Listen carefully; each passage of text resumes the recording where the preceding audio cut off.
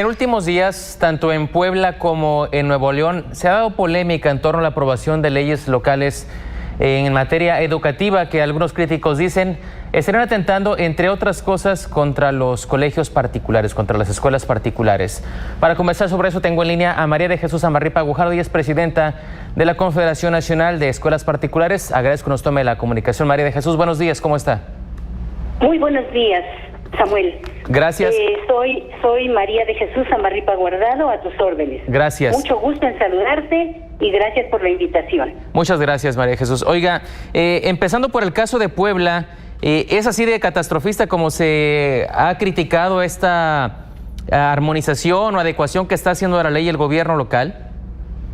Bueno, a ver, permíteme iniciar con algo importante. Efectivamente, esto ha causado mucha polémica, la aprobación de esta ley de educación en el Estado de Puebla.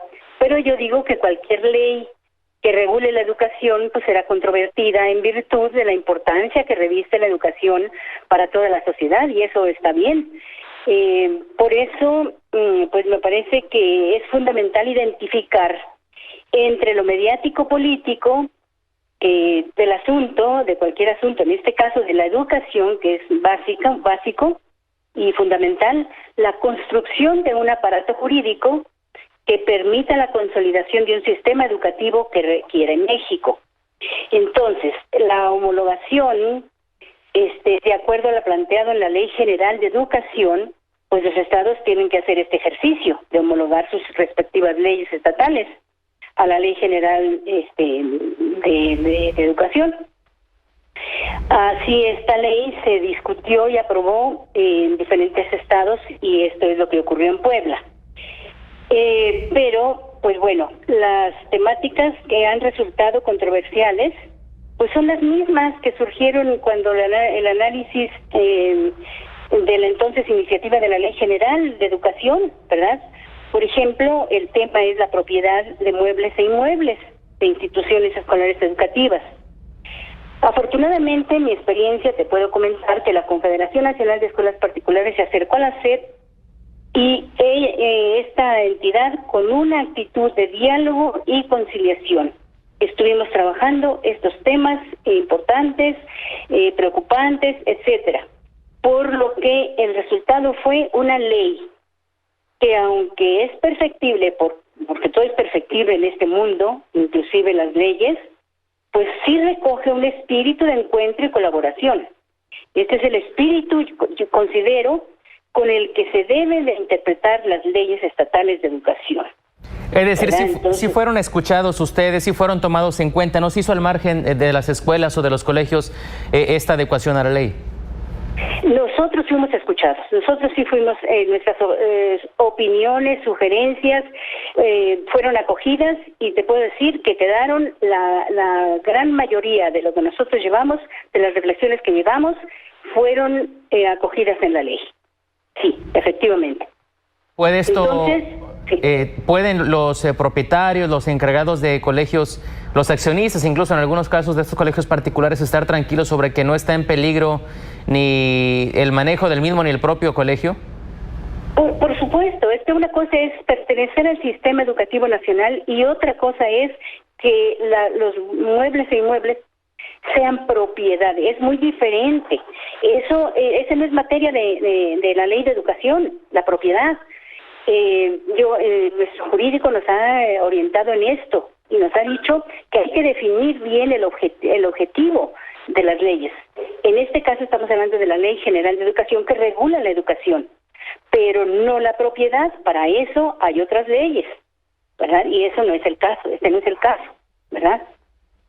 Bien, ahora sobre lo que corresponde de Puebla nos pasamos a Nuevo León, porque también digo, aunque el tema ahí se refiere más a contenidos y a lo que algunos han señalado incluso como adoctrinamiento para los estudiantes, ¿qué influencia puede tener esto en los colegios, en las escuelas particulares del Estado?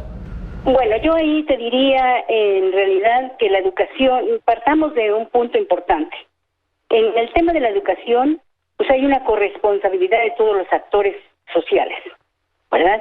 Entonces, y nosotros tenemos en nuestros proyectos educativos la meta, el sueño, la utopía de que los protagonistas sean los jóvenes, en esto, ¿verdad? Y entonces, me parece que debemos apostar por una educación centrada en la dignidad de la persona.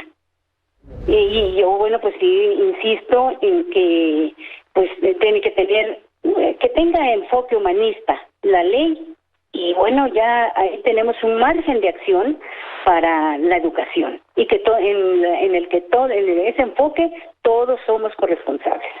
Ok, esta discusión pues también tendría que haber abarcado a ustedes. ¿Ustedes también fueron incluidos y escuchados en propuestas y en lo que se refiere a escuelas particulares? En la medida de lo posible, sí, ¿verdad? Yo por eso también haría una invitación a todos los gobiernos, ¿verdad?, de que antes de aprobar, cuando esté en la iniciativa, se incluyan a todos los sectores, los escuchemos todos y lleguemos a una ley, pero con la voz de todos, con un consenso. Eso es lo más sano para la sociedad, y eso es lo que esperan, creo yo, los niños, las niñas, lo que esperan y se merecen los niños, las niñas, los jóvenes de México. Líderes educativos que son capaces de consensar, que son capaces de dialogar, no importando las diferencias, ¿verdad?, porque siempre las va a haber. Pero siempre hay puntos de acuerdo, y siempre podemos ponernos de acuerdo en algunos puntos fundamentales, como en este caso, pues una educación humanista. Ahora, María de Jesús, quisiera aprovechar que la tengo en línea para preguntarle también, ya al margen de esta discusión de leyes y demás, ¿cómo le están haciendo ahorita los colegios particulares, pues los que no dependen de gobierno finalmente, para mantenerse ante esta situación de contingencia sanitaria? Están cerrados, pero siguen pagando nóminas. Algunos, entiendo, no están cobrando colegiaturas o han hecho descuentos. Mira, aquí también se requiere, otra vez volvemos a algunos puntos importantes. Aquí se requiere la solidaridad y un sentido de colaboración muy alto entre todos. Estamos trabajando porque los niños aprendan, no se venga menos sus aprendizajes. Los maestros están comprometidos, todas las instituciones estamos trabajando a distancia, en casa, haciendo uso de la tecnología, y los aprendizajes se están garantizando en ese sentido. El tema de las colegiaturas, bueno, pues ahí efectivamente hay padres de familia que no se quedaron sin trabajo por un tiempo, o algunos hasta definitivamente, etcétera. Hay consideración por parte de las autoridades de los colegios. Sí hay esa actitud de acogida, de apertura, pero también entiendo que hay muchos padres responsables y que tienen las posibilidades, que se han comprometido a pagar su colegiatura con el fin de que los colegios podamos también cubrir el pago de nómina, fundamentalmente. Y bueno, pues aquí yo también haría una solicitud, ¿verdad?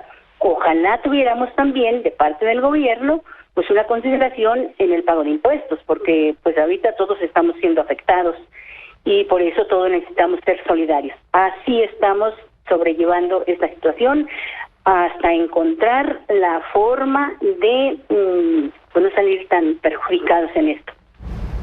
Pues vamos a estar muy atentos a ver cuál es el balance final de eso, y desde luego también las discusiones que se sigan dando, los debates en torno a las adecuaciones o, como ha dicho usted, armonizaciones de las leyes estatales a la federal en materia de educación. María de Jesús Amarripa Guardado, le agradezco mucho que nos haya tomado la llamada esta mañana.